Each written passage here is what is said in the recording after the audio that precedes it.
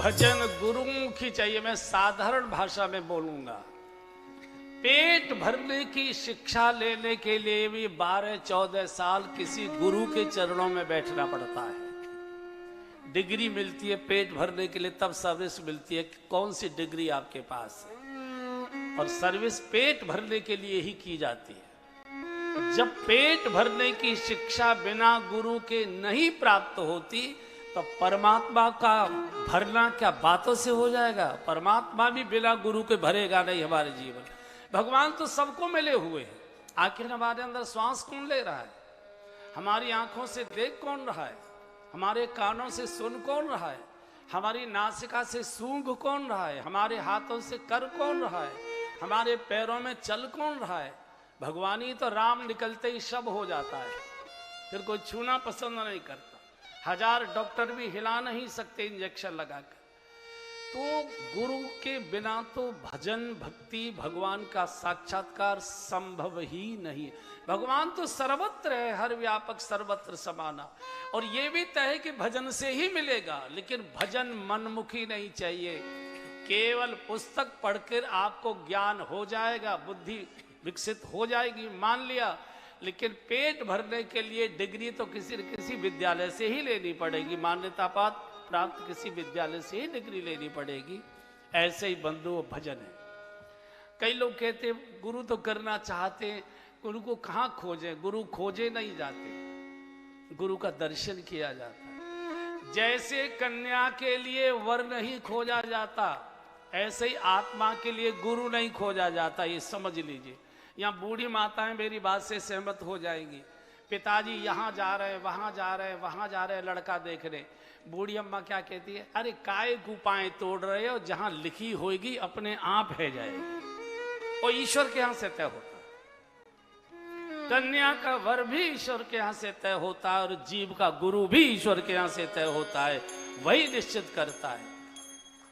जिसके पास बैठकर मन शांत हो जाए, जिसके पास बैठकर मन के दुर्विचार नष्ट हो जाए, जिसके पास बैठकर शुभ करने की इच्छा जगने लग जाए, जिसके पास बैठकर रोने का मन करने लग जाए, जिसके पास से उठकर जाने का मन न करे, जिसकी याद सताने लग जाए, वो समझ लो यही मेरे गुरु हैं। फिर उनकी पढ़ाई मत देखो, उनकी योग्यता मत देखो, उनका बड़ा आश्रम मत देखो।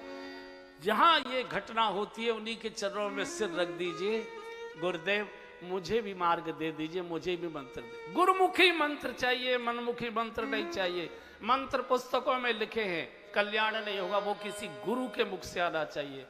सारी की सारी परिभाषाएं पुस्तकों में लिखी है वो, लेकिन वो अध्यापक के मुख से जब पढ़ाई जाती है तब डिग्री मिलती है।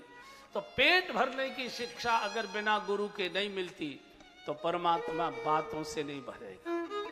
साक्षात तीर्थ होते गुरु के चरण, जहां बैठते ही मन में पवित्रता आने लग जाए, जहां भीतर भीतर मन में अपने दुर्गुण छोड़ने की इच्छा होने लग जाए।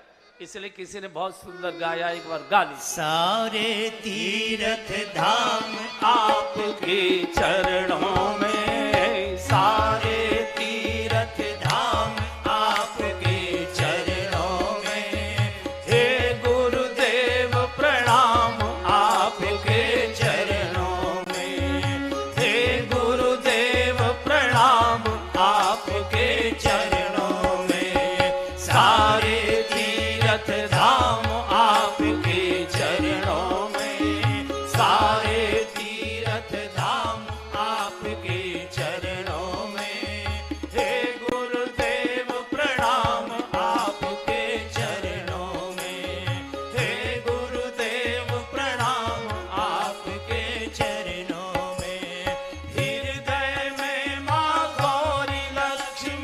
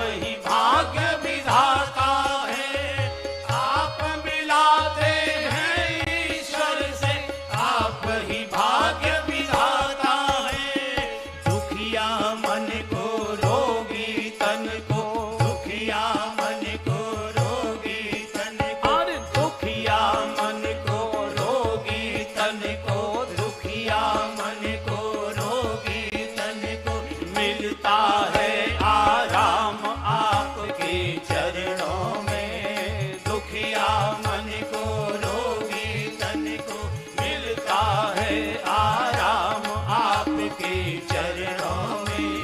हे गुरुदेव प्रणाम आपके चरणों में। हे गुरुदेव प्रणाम आपके चरणों में। और सारे तीर्थ धाम आपके चरणों में। सारे तीर्थ धाम आपके चरणों में। हे गुरुदेव प्रणाम आपके चरणों में। हे गुरुदेव प्रणाम आपके चरणों में। निर्बल को बलवान बना दो, मूर्ख को गुणवान प्रभो। निर्बल को बलवान बना दो, मूर्ख को गुणवान प्रभु। शरण में आए दीन जनों को ज्ञान का दो वरदान प्रभु। शरण में आए दीन जनों को ज्ञान का दो वरदान प्रभु। हे महादानी हे महाज्ञानी हे महादानी हे महादानी।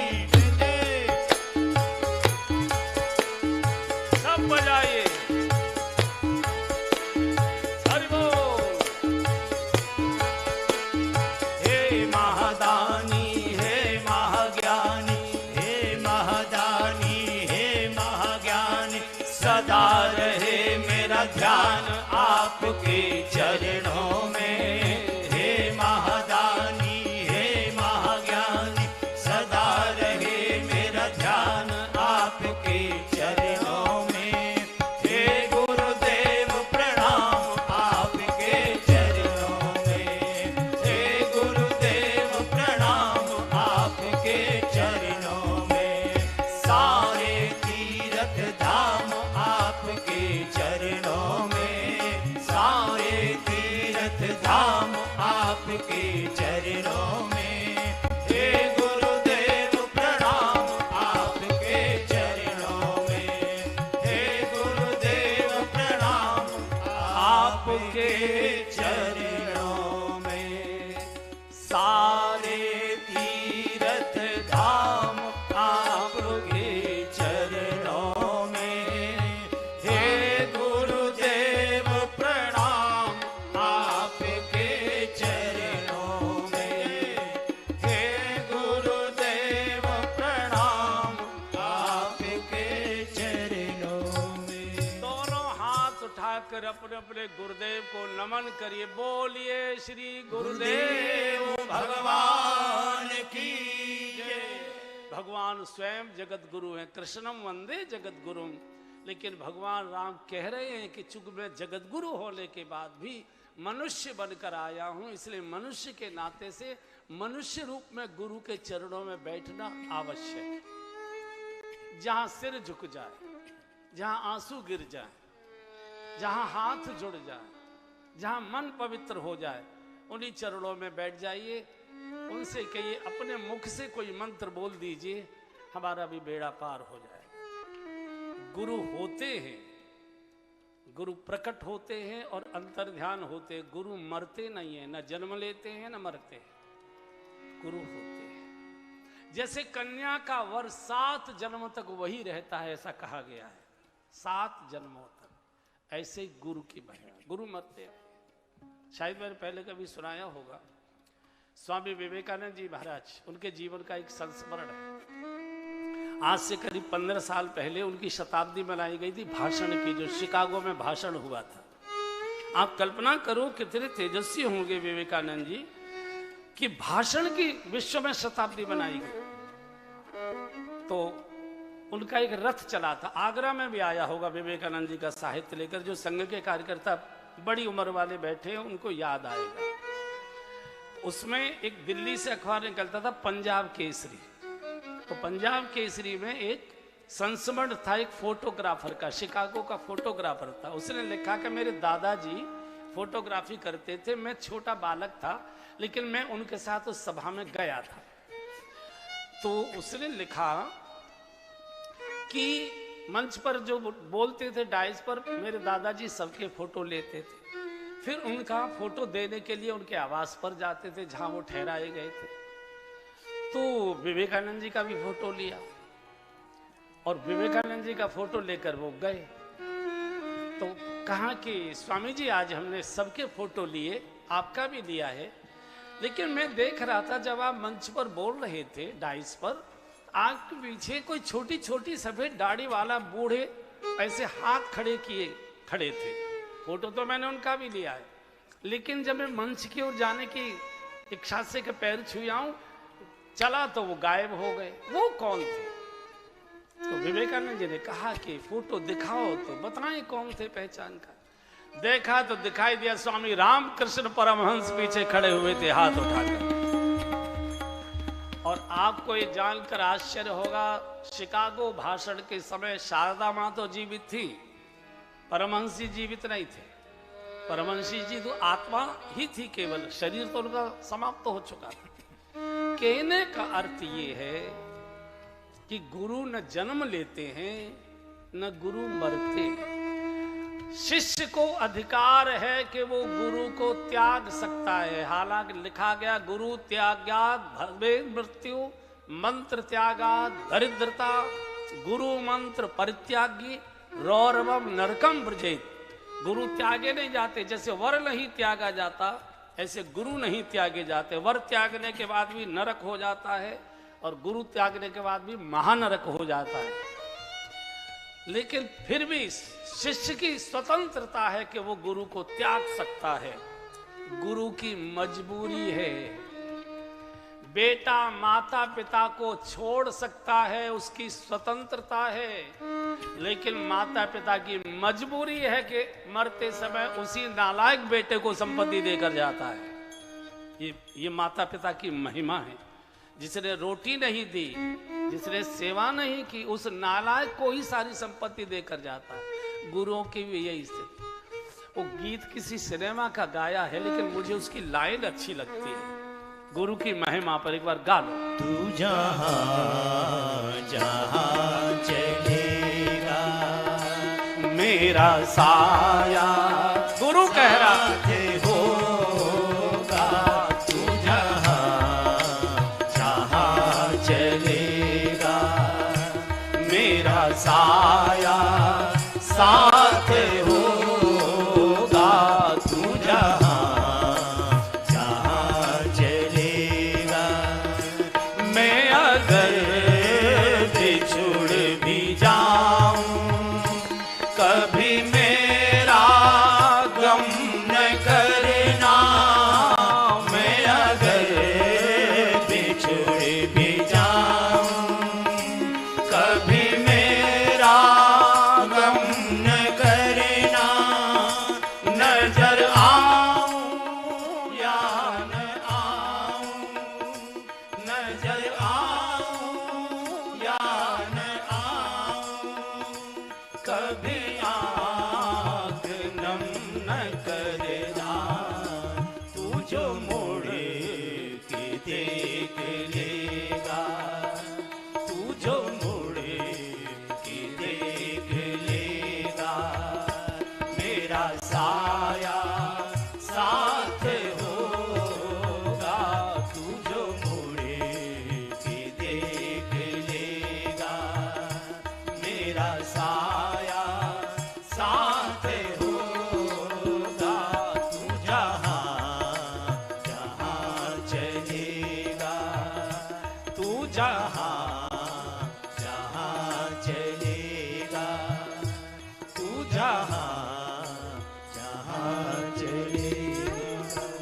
पुत्र को स्वतंत्रता है, माता पिता को छोड़ सकता है। माता पिता की परतंत्रता है कि मरते समय उसी नालायक को संपत्ति देनी पड़ती है। ये गुरु की परतंत्रता है। गुरु शिष्य गुरु को छोड़ सकता है, लेकिन जिस गुरु ने एक बार स्वीकार कर लिया, किसी न किसी जन्म में उसको मुक्त कराएगा ही। ये गुरु की बाध्यता है। यहां से भगवान अहिल्या जी का उद्धार करते हैं। अहिल्या बुद्धि की प्रतीक है और बुद्धि कभी भी भ्रमित हो जाती है।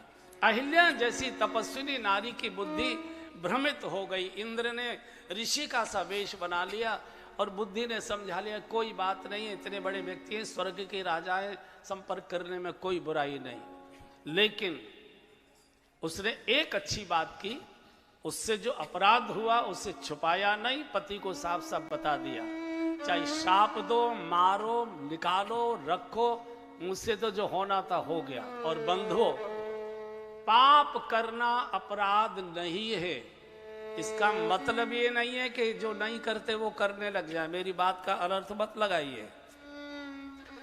पाप को रिपीट करना अपराध है। भूल किसी से भी हो सकती है, लेकिन उसी भूल को अगर आप बार बार कर रहे हैं, रिपीटेशन कर रहे हैं, पुनरावृत्ति कर रहे हैं, इसका अर्थ है जानबूझकर किया जा रहा है। और जानबूझकर किए को भगवान भी क्षमा नहीं कर सकता। अवश्यमेव भोक्तव्यम कृतकर्म शुभाशुभम। एक बार हो गया, मालूम नहीं था, शादी में गए थे, कोका कोला समझकर एक घूंट ले लिया, बाद में समझ में आया कि गलत पी लिया, फिर वो दोबारा जीवन में हाथ नहीं आया, लेकिन उसी रंग की बोतल फिर हाथ में आ रही है, इसका अर्थ है जानबूझकर आ रही है, और वो तो भोगना पड़ेगा। महापुरुषों के जीवन में जो गलतियां हुई हैं केवल एक बार हुई है। हमारे जीवन में गलतियां मौसम की तरह बदलती है, जाड़ा आया, वर्षा आई, गर्मी आई, जाड़ा आया, वर्षा आई, गर्मी आई। जो पाप कल किया था वही आज कर रहे हैं, वही कल करेंगे। जो पाप परसों किया था वही कल किया, वही आज करेंगे। जो आज कर रहे हैं वही कल करेंगे, वही परसों करेंगे। हमारे जीवन में वो चक्र चलता रहता है, ये तो भोगना पड़ता है। किसी पूजा पाठ, दान पुण्य, आशीर्वाद से भी कटता नहीं है। बंधुओं, किया गया कर्म सबको भोगना पड़ा है, सबको भोगना पड़ता है। भगवान को भी भोगना पड़ा है और भगवान के पिताजी को भी भोगना पड़ा, दशरथ जी को भी भोगना पड़ा, और अंत में वसुदेव और देवकी को भी जेल यात्रा करनी पड़ी, उनको भी भोगना पड़ा। सबको भोगना पड़ेगा। इसलिए करने से पहले 10 बार सोचे, और कोई रक्षा नहीं करेगा, कथा आपकी रक्षा करेगी। जब भी कोई गलत दिशा में आके कदम उठते हैं, या कहीं चलने की इच्छा होती है, कुछ खाने पीने की इच्छा होती है, तत्काल कथा को याद करिए। मैंने कथा सुनी है सामने बैठकर, कैमरे में मेरे फोटो है नाचते हुए, हजारों लोगों ने मुझे देखा है कि मैंने कथा सुनी है।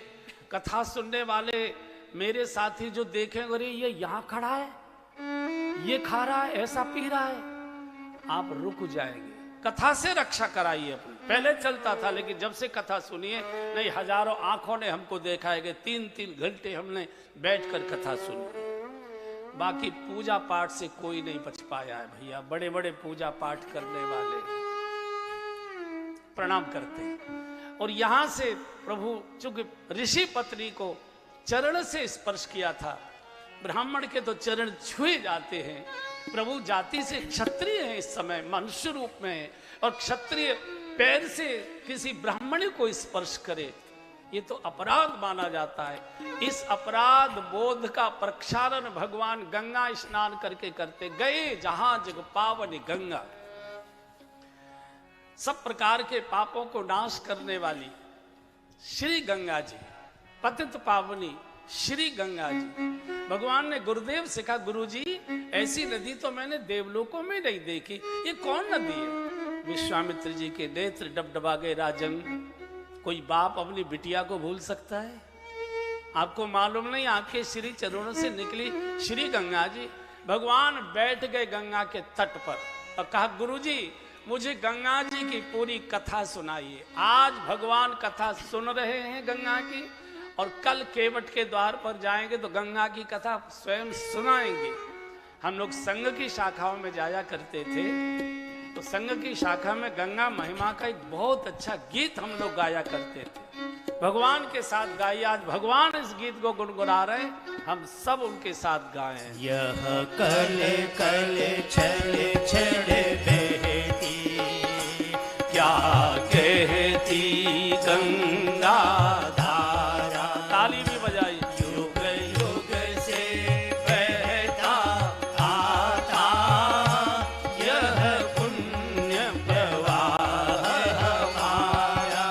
गाइए। यह कल कल छल छल बहती, पीछे तक सब क्या कहती गंगा धारा। युग युग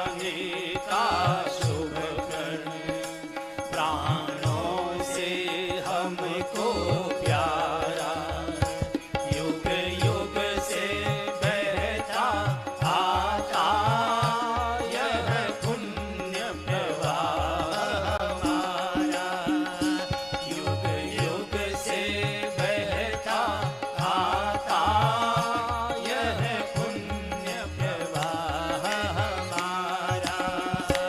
यह कल कल छल छल बहती क्या कहती गंगा धारा, युग युग से बहता आता यह पुण्य प्रवाह हमारा, युग युग से बहता आता यह पुण्य प्रवाह हमारा।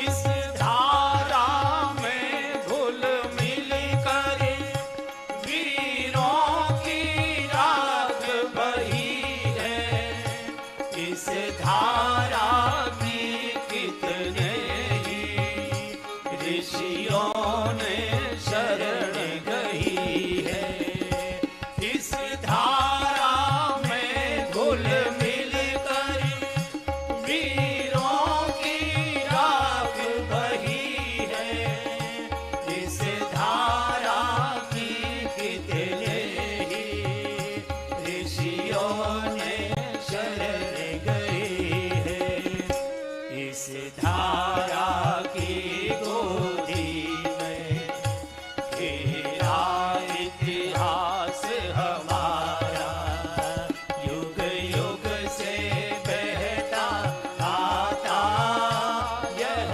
पुण्य प्रवाह हमारा, युग युग से बहता आता यह पुण्य प्रवाह हमारा।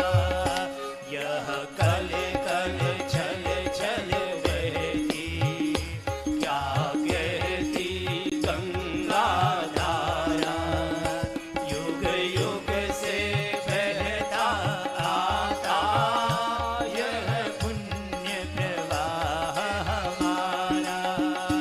क्या इसको रोक सकेंगे, मिटने वाले मिट जाए, कंकड़ पत्थर की हस्ती क्या बाधा बन कर आए, क्या इसको रोक सकेंगे, मिटने वाले मिट जाए, कंकड़ पत्थर की हस्ती क्या बाधा बन कर आए, डह जाएंगे गिर पर्वत, कांपे भूमंडल सारा, युग युग से बहता आता यह पुण्य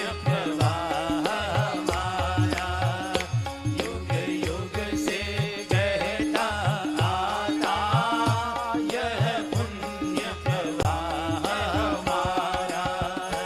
यह कल कल छल छल बहती क्या कहती गंगा धारा, युग युग से बहता आता यह पुण्य प्रवाह हमारा, युग युग से बहता आता यह पुण्य प्रवाह हमारा। एक बार दोनों हाथ उठाकर बोलिए श्री गंगा मैया की जय। पाप नाशनी श्री गंगा जी, सब प्रकार के मंगलों की मूल श्री गंगा जी, सब प्रकार की मनोकामनाओं को पूर्ण करने वाली मां श्री गंगा जी। नित्य गंगा स्नान करो। अब नित्य सोरो नहीं जाया जा सकता, नित्य हरिद्वार नहीं जाया जा सकता। गंगा जी को अपने बाथरूम में बुलाइए, सब लोग नहाते हैं कि नहीं, या मेरे जैसे ही हैं? मुझे तो भगवान ने नहला धुला कर भेजा है, आपको पता ही नहीं लगेगा कब से नहीं नहाया हूं। सब नहाते हैं। जब आपकी बाल्टी भर जाए, उसको हाथ से जल को स्पर्श करिए, मंत्र बोलिए, गंगे च यमुने चैव गोदावरी सरस्वती नर्मदे सिंधु सिंधु कावेरी जले अस्मिन् सन्निधिं कुरु। संस्कृत का श्लोक याद नहीं आता, हिंदी में बोलो, हर हर गंगे जय शिव शंकर, हर हर गंगे जय शिव शंकर। मग डालते जाओ, मैल उतारते जाओ, हर हर गंगे जय शिव शंकर, हर हर गंगे जय शिव शंकर। कल से करके देखिए। स्नान आपने अपने घर के बाथरूम में किया होगा, लेकिन जब निकल कर आओगे नहाने के बाद तो लगेगा हरिद्वार की हर की पैड़ी पर गोता लगाकर बाहर निकले। गंगा का आह्वान। भगवान स्वयं पाप नाशक है, लेकिन चूंकि ऋषि पत्नी को चरण से स्पर्श किया, इस पाप का प्रक्षालन भगवान ने गंगा स्नान करके किया है। वहां रहने वाले साधु संत ब्राह्मण जो तीर्थ के पुरोहित होते, घाट के जो पुरोहित होते हैं, उनको दान दिया है, कुछ भोजन फल बांटे हैं। गंगा जाइए, कुछ न कुछ दान जरूर करिए। कई लोग बड़े होशियार देंगे, पुरानी चप्पल छोड़ आएंगे, नई चप्पल पहने आते हैं वहां से आगे। नहीं, वहां ये गंगा पर किया गया पाप बहुत महापाप हो जाता है। और यहां से भगवान जनकपुर में प्रवेश करते हैं। जनक जी को पता लगा है कि विश्वामित्र जी के साथ और दशरथ जी के पुत्र आए हैं। जनकपुर की और अयोध्या की बोलचाल नहीं थी वर्षों से। भगवान सेतु बंध का कार्य करते, दो संस्कृतियों को मिलाते, दो विचारधाराओं को मिलाते, दो राजाओं को नहीं मिलाए, दो विचारधाराओं को मिलाया। भगवान सेतु बंध के हैं। महल में विश्राम हुआ, संध्या का समय, बिल्कुल यही समय था जिस समय आप कथा में बैठे। तो भगवान ने विश्वामित्र जी को कहा कि गुरुदेव, मेरी तो इच्छा नहीं हो रही, लेकिन लक्ष्मण की इच्छा आगरा घूमने की कर रही है, जनकपुर देखने की इच्छा हो रही है, तो इसे घुमा लाऊं क्या? बोले जाओ। और यहां से भगवान लक्ष्मण जी को लेकर नगर दर्शन करने के लिए जैसे ही राजमार्ग पर एमजी रोड पर जैसे ही आए, एकदम जितने दुकान, अच्छा सायंकाल के समय माताएं खरीदारी करने बहुत जाती है, दिन में माताएं नहीं दिखाई देगी। 5 बजे के बाद देखो हर मॉल में, हर साड़ी की दुकान में, हर बड़े शोरूम में माताओं की भीड़ रहती है। तो बाजार में बड़ी भीड़ थी। जैसे ही दोनों राजकुमारों को देखा, ये विदेह नगर के नागरिक देह के सौंदर्य में पागल हो गए। पूरी जनकपुर में हल्ला मच गया, देखन नगर भूप सुत आए, समाचार पुरवासिन पाए। आज देखन नगर भूप सुत आए, समाचार पुरवासिन पाए। आज धाये धाम काम सब त्यागी, मनहु रंग निधि लूटन लागी। धाये धाम काम सब त्यागी, मनहु रंग निधि लूटन लागी। मनहु रंग निधि लूटन लागी। आजे मनहु रंग निधि लूटन लागी। पूरे बाजार में शोर हो गया। 2 राजकुमार नगर दर्शन के लिए आए, इतना सुंदर स्वरूप, गौर वर्ण, श्याम वर्ण, ऐसा रूप देखा नहीं, सामान छोड़ छोड़ कर भागे। देखन नगर भूप सुत आए, एकदम भगदड़ सी मच गई। बाजार में बड़ी भारी भीड़ हो गई। भगवान ने कहा, लखन, बाजार में तो बड़ी भीड़ है, जल्दी से। तो छिपी टोला वाली गली में मुड़ गए एकदम। जैसे ही मुड़े, एक सखी सायंकाल अपने केस सुखा रही थी, सब बाल धोए थे उसने, तो केस सुखा रही थी। उसने देखा 2 बड़े सुंदर मनोहारी राजकुमार जा रहे हैं। अच्छा, पुरुषों की सुंदरता देखकर कोई आकर्षण नहीं होता, लेकिन माताओं में सौंदर्य देखने की एक लालसा होती है। तो अब तो नीचे को निगाह करके, भगवान तो बड़ी मर्यादित हैं, तो वो थोड़ी खांसी मठा रही तो भगवान ने और नीचे को निगाह कर ली। तो उसने सामने वाली को कहा, ओ लीलावती, ओ लीलावती, अरे जल्दी चल। उसने अपने सामने वाली गली के छत वाली को, ओ जल्दी कलावती। जुबती भवन जरोकन लागी, राम रूप देखे अनुरागी। सब अपने अपनी छतों के झरोकों से देख रहे हैं, एक दूसरे से चर्चा कर रही। अरे सखी, बर सांवरो जानकी जोगु, आगे वाला जो सांवला सलोना है ना, ये तो हमारी जानकी जी के लायक है। तो दूसरे ने रोक के कहा कि जानकी जी के लायक तो है, लेकिन जानकी जी का इनके साथ विवाह कैसे होगा? बोले क्यों? बोले धनुष इतना कठोर है और ये इतने कोमल हैं, ये धनुष कैसे तोड़ेंगे? तीसरी ने कहा कि चिंता मत करो, परेशान मत हो, इनको धनुष तोड़ने की आवश्यकता ही नहीं पड़ेगी। मुझे लगता है अभी इनको जनक जी ने नहीं देखा होगा। जनक जी जैसे इनको देख लेंगे, बिना फेरों के जानकी जी को इन्हीं के साथ विदा कर देंगे, तुम चिंता करने की आवश्यकता। लक्ष्मण जी ने कहा, प्रभु कैसी सुंदर सुंदर बातें कर रहे हैं, एक बार जरा, एक बार मुखमंडल। बोले लखन नीचे को देख, ये माया की नगरी है, फंस जाएगा यहाँ। जीव चिंतित रहता है कि भगवान की कृपा हो, भगवान की कृपा हो। और सखियों में उत्सुकता बढ़ रही है कि मुखमंडल। अच्छा, दूसरे का दूल्हा देखने के लिए आपने कभी पुरुषों को बारात देखने के लिए भागते हुए नहीं देखा होगा। ज्यादातर बारातें सायंकाल के समय निकला करती थी, अब तो पता नहीं कब निकलती है, पता ही नहीं लगता, सड़कों पर कोई होता ही नहीं है। रात के जब 1 बजे निकालोगे तो कौन देखेगा। लेकिन पहले दिन छिपे के करीब बारातें निकलती थी और वही भोजन बनाने का समय होता था।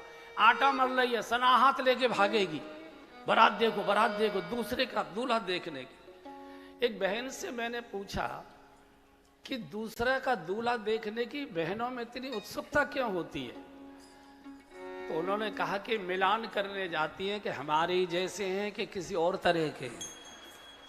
तो मैंने कहा मान लो और तरह के भी हुए तो दूल्हा तो बदला नहीं जा सकता, जो माथे मड़ गया वही ढूंढना पड़ेगा, जो मिल गया वही ढूंढना पड़ेगा। लेकिन है, और हमारे उत्तर प्रदेश में भी कुछ जिले ऐसे हैं और राजस्थान में तो सब जगह स्थिति है कि बारात देखते देखते माता इतनी पागल हो जाती है, बावली हो जाती है कि छज्जा ही गिरा देती है। आपने सुना होगा कि बारात देखते समय छज्जा गिर गया और इतने घायल हो गए। पूरी गली में ये चर्चा हो रही। एक बहू की सास लगभग होगी ये 75-80 साल की, अच्छी लड्डू कचौड़ी मठरी वगैरह खाई हुई थी। तो बैंत टेक कर आई, बोले क्योरी बीननियों, राजस्थान में बहुओं को बीननी कहते हैं, यहां भी कहते हैं क्या बीननी? मैंने राजस्थान में पूछा कि बहू को बहू कहना चाहिए, बीननी क्यों कहते हैं? बोले सैकड़ों में से एक बीन के लाई जाती है, इसलिए बीननी कहते हैं। राजस्थान में बहुओं को बीननी कहते, या कोई होंगे राजस्थान के, वो जानते हो। तो वो बैंत टेकते टेकते, क्यों री मैं इतनी देर से तुम्हारी बातें सुन रही। अच्छा, ये बूढ़ी मैया होती है ना, ये वैसे तो बहुत ऊंचा सुनती है, पर बहुओं की ये फुसफुस भी सुन लेती है, पता नहीं, बड़े तेज कान होते हैं। तो अगर मान लो इनका जानकी जी के साथ विवाह हो भी जाए तो तुमको क्या फायदा होगा? बोले फायदा मां, बहुत बड़ा फायदा होगा। क्या होगा? बोले बार ही बार स्नेह वश और जनक बुलाओ बसी, लेने आई यही बंधु दो, मैया कोटि काम करनी। अगर जानकी जी का इनके साथ विवाह हो जाएगा और जानकी जी विदा होकर ससुराल चली जाएंगी, तो जनक जी की जानकी जी इतनी लड़हती हैं, इतनी लाडली हैं कि जानकी जी को बहुत दिनों तक बिना देखे जनक जी रह ही नहीं सकते। इसलिए बार ही बार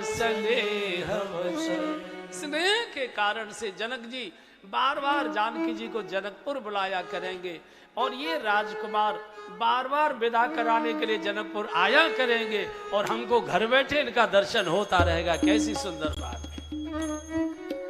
लक्ष्मण जी ने कहा कि प्रभु अब तो कृपा कर दो, अब इतने आप कंजूस मत बनिए। देखो कितनी सुंदर सुंदर बातें कर रहे। एक बार भगवान ने जीव की प्रार्थना स्वीकार, भगवान तो जीव की प्रार्थना ही स्वीकार करता है, लक्ष्मण जी जीव धर्म के आचार्य। एक बार ऊपर की ओर दृष्टि की तो भगवान का रूप सौंदर्य देखकर मूर्छित हो होकर गिरने लगे। जब प्रभु चले तो जोर जोर से रोने लगी। तो भगवान ने कहा कि अब तो दर्शन हो गया, अब रोती क्यों? बोले हमारी भी व्यवस्था करिए। बोले क्या मतलब? बोले हमने तो अपना मन आपको अर्पित कर दिया, अब बिना मन के तन का यहाँ क्या करेंगे, इसलिए हमको भी साथ लेकर चलिए, अन्यथा आपका नाम लेकर हम सब आत्महत्या कर लेंगे, आपको हत्या का पाप लगेगा। भगवान ने कहा लखन और कर ले सिफारिश। और भगवान ने कहा ये नहीं हो सकता। बोले तो हम आत्महत्या करती है। भगवान ने कहा मरने की धमकी मत दो, फिर क्या करें? बोले प्रतीक्षा करो। कब तक की? बोले द्वापर तक की। इस बार तो त्रेता में मैं मर्यादा का अवतार लेकर आया हूं, एक पत्नी व्रत लेकर आया हूं, लेकिन द्वापर में फिक्र मत करना, सबकी सब चली आना, सबको रखेंगे, चिंता करने की जरूरत है। और यही द्वापर की गोपियां ये जनकपुर की ही युवतियां थी जो तपस्या कर रही थी। पूरे नगर में आज कोई दूसरी चर्चा ही नहीं हो रही। बर